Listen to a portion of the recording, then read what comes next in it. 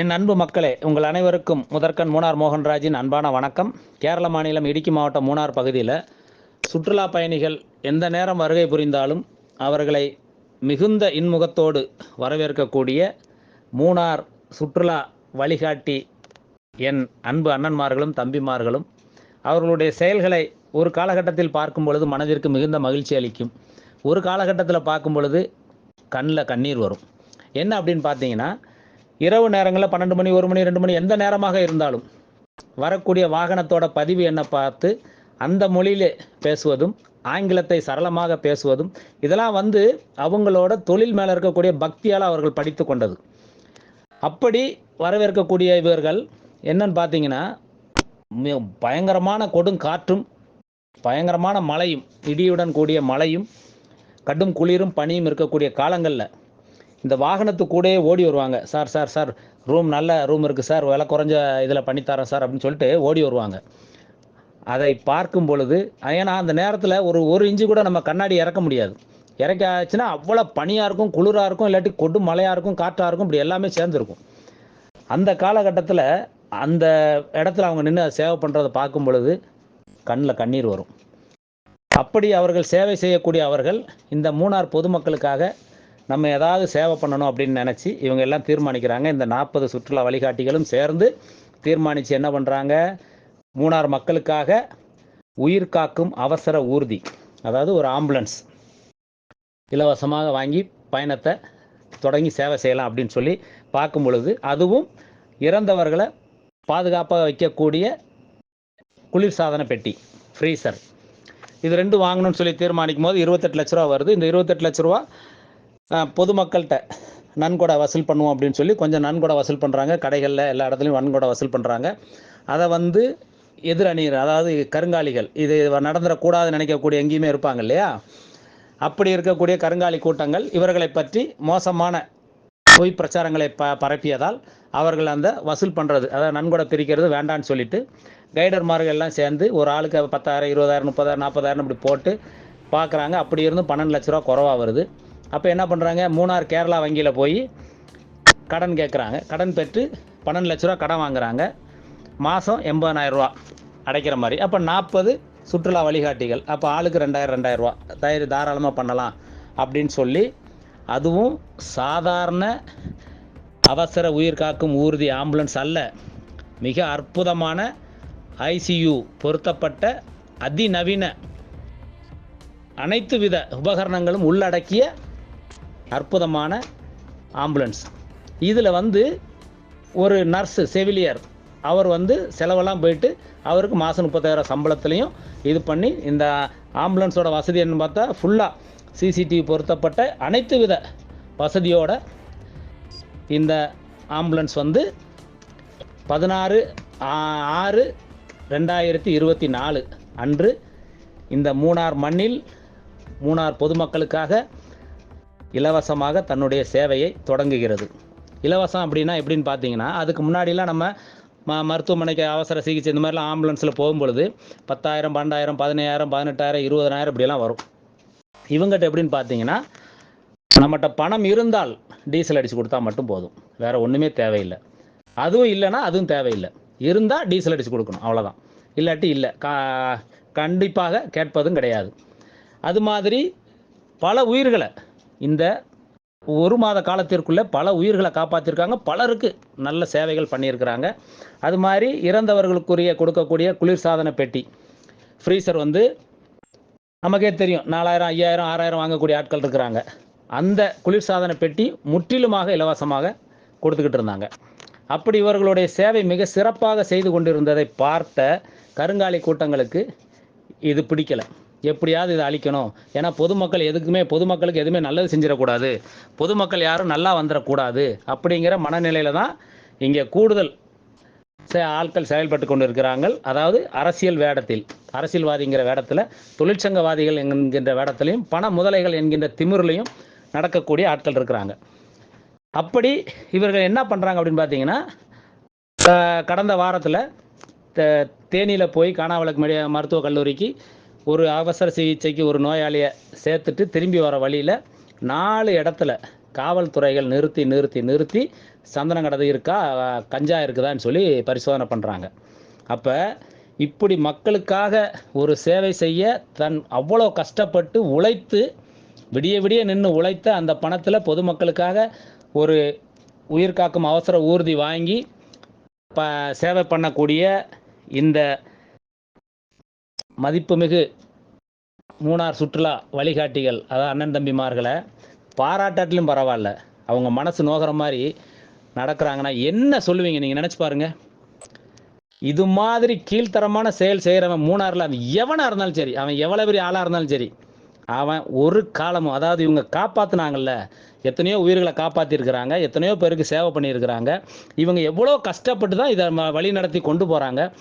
இப்படி முயற்சி பண்ணி செய்யக்கூடிய இவர்களுடைய முயற்சியை பொதுமக்களுக்கு கிடைக்கக்கூடாதுன்னு தடை பண்ணக்கூடிய இந்த கருங்காலி கூட்டம், அது எவனாக இருந்தாலும் சரி, அவனும் அவன் குடும்பமும் தலைமுறை அழிஞ்சு நாசமாக போகும்.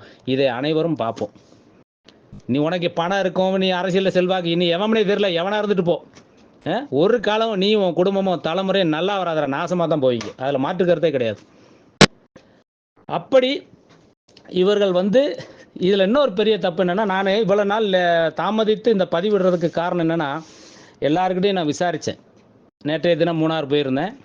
அப்போ எல்லாருக்கிட்டையும் நான் விசாரிச்சுட்டு 21ஆம் தேதி மூணார் போயிட்டு எல்லாம் விசாரிக்கும் போது பொதுமக்களோட கருத்து என்ன அப்படின்னு பார்த்தீங்கன்னா, அது இல்லாமல் தொலைபேசியில் நான் தொடர்பு கொண்டு பேசுகிறேன், நிறைய பேர்கிட்ட பேசினேன், எல்லா சம்மந்தப்பட்ட துறையெல்லாம் பேசினேன்.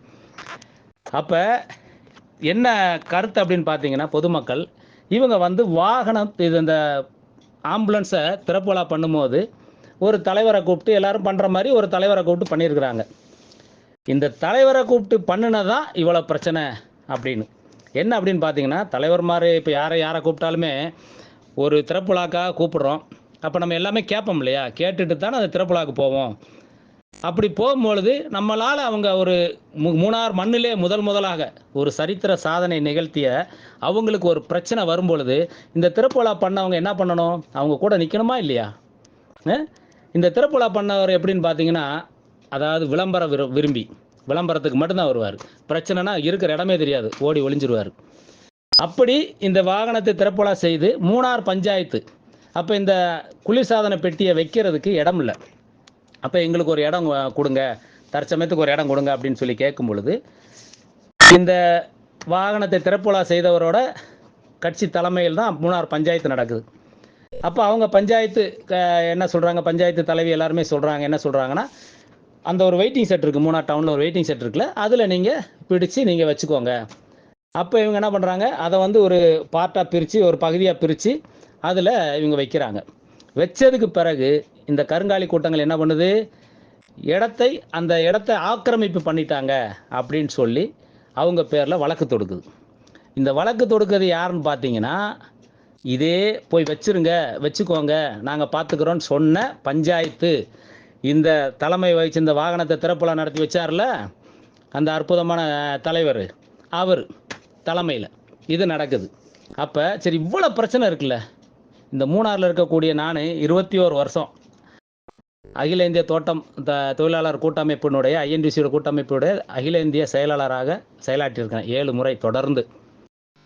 நான் போகாத மாநிலம் மிக குறைவு.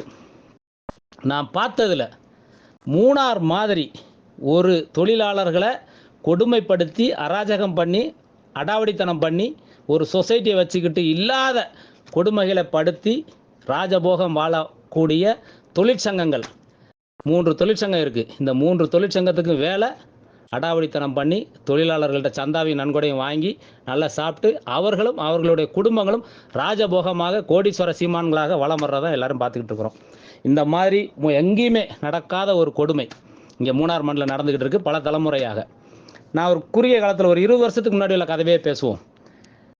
இந்த தொழிற்சங்கங்கள் வருஷம் சந்தாவும் நன்கொடையும் பிரிக்கிறாங்க. இது இல்லாமல் இந்த கொரோனா காலகட்டத்தில் உலகத்தில் யாருமே செய்யாத ஒரு வேலையை இந்த மகான்கள் செஞ்சாங்க. என்ன அப்படின்னு பார்த்தீங்கன்னா, நான் ஒரு வாரத்துக்கு முன்னாடி காணொலி பதிவிடுறேன், தயவு செய்து இந்த முறை வேலை வாய்ப்பு இல்லாமல் ரொம்ப கஷ்டப்பட்டுட்டு இருக்காங்க தொழிலாளர்கள், எந்த காரணத்தை கொண்டும் நீங்கள் யாரும் சந்தா வாங்கக்கூடாது அப்படின்னு உங்கள் காலத்தொட்டு நான் கேட்டுக்கிறேன்னு சொல்லி ஒரு காணொலி பதிவிடுறேன். நான் பதிவிட்ட மறு வாரத்தில் வசூல் பண்ணுறாங்க, சந்தா கேட்டு வசூல் பண்ணி. அந்த கொரோனா காலகட்டத்திலே சந்தா பிடுங்கி தின்ன இந்த மகான்கள் தான் அப்போ எப்படிப்பட்ட மனசாட்சி உயர்ப்பு உள்ள ஆளுங்க நீங்களே பார்த்துக்கோங்க. இதை நான் பல முறை சுட்டி காமிச்சிட்டேன். செவிடன் காதில் ஊதுன சங்கு தான், யாருக்குமே மனசாட்சி கிடையாது. நம்ம புகார் சொல்கிறோம் பார்த்தீங்களா, அந்த ஆளுக்கு மனசாட்சி கிடையாது. தலைவன்கிற பேர் மட்டும்தான், ஒன்றுத்துக்கு உதவாது. அப்போ அப்படி போய்கிட்டு இருக்குதா. அப்போ இவங்க இந்த தொழிற்சங்கங்கள் நினச்சிருந்தா இவங்க சந்தா வாங்குறாங்க, நன்கொடை வாங்குறாங்க. அது இல்லாமல் மூணாரில் இருக்கக்கூடிய 10, 20, 30, 40,000க்கு மேலே ஹோட்டல், ரிசோர்ட்டு, காட்டேஜ் எல்லாமே இருக்குது, கடைகள், இடைகள் எல்லாமே. இதில் வருஷம் ஃபுல்லாக பல கோடிகள் வசூல் பண்ணுறாங்க. அன்பளிப்பு, அந்த நிதி, இந்த நிதி அப்படின்னு சொல்லி வசூல் பண்ணுறாங்க.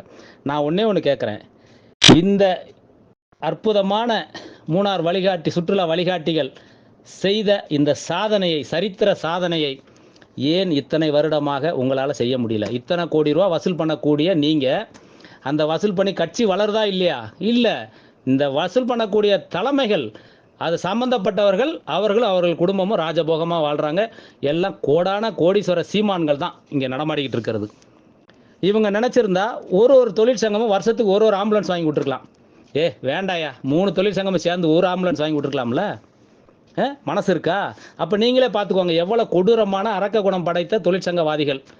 இவங்க எப்படி தொழிலாளர்களுக்கு நல்லா செய்வாங்க? அது மட்டும் கிடையாது, இந்த தொழிலாளர்களுக்காக அவர்கள் இருக்கக்கூடிய வீடுகள் பராமரிப்பு கிடையவே கிடையாது.